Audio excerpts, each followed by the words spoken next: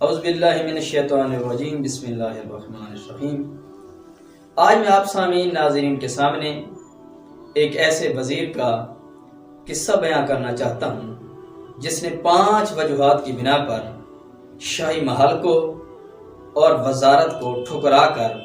اللہ کی بندگی شروع کر دی تھی۔ تو علماء اخلاق نے لکھا کہ ایک بادشاہ کا وزیر بہت ہی عقل مند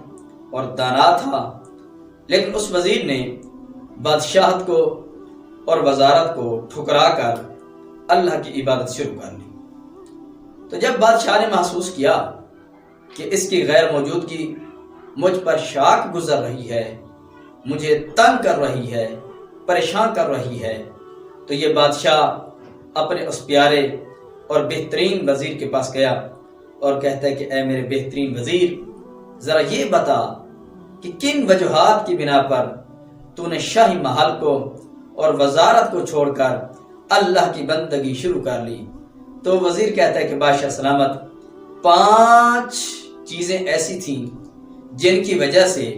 میں نے شاہی دربار کو اور وزارت کو چھوڑ کر اللہ کی بندگی شروع کر لی۔ تو وہ کہتا ہے بادشاہ سلامت، پہلی وجہ یہ تھی کہ میں آپ کی خدمت کے لیے کھڑا رہتا تھا اور آپ بیٹھے رہتے تھے، لیکن اب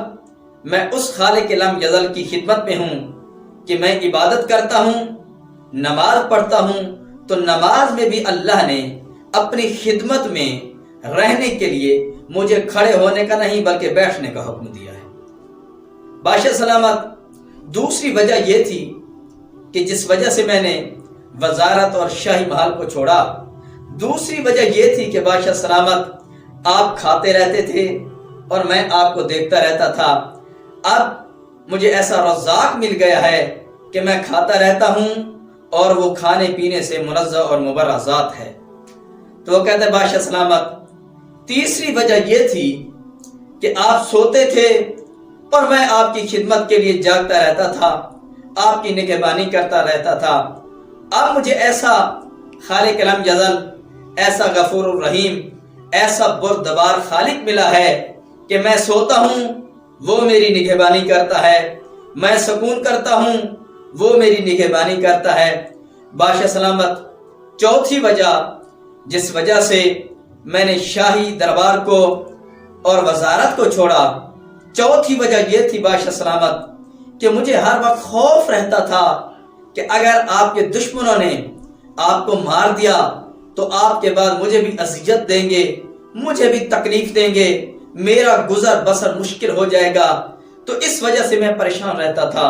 لیکن بادشاہ سلامت، اب میں ایسے بادشاہ کے دربار میں پہنچ چکا ہوں کہ نہ اس کے مرنے کا مجھے خوف ہے اور نہ اس صفحہ ہستی سے مٹنے کا خوف ہے۔ اس وجہ سے بادشاہ سلامت، میں نے دربار شاہی کو چھوڑ کر اس خالق لم یزل کا انتخاب کیا جس کے نہ مرنے کا خوف ہے نہ چھوڑ جانے کا غم لگا رہتا ہے۔ اور پھر کہتا ہے بادشاہ سلامت، 5ویں وجہ جس وجہ سے میں نے شاہی دربار کو اور وزارت کو ترک کر دیا تھا، 5ویں وجہ یہ تھی بادشاہ سلامت کہ اگر میں کوئی غلطی کرتا تھا تو آپ مجھے سزا دیتے،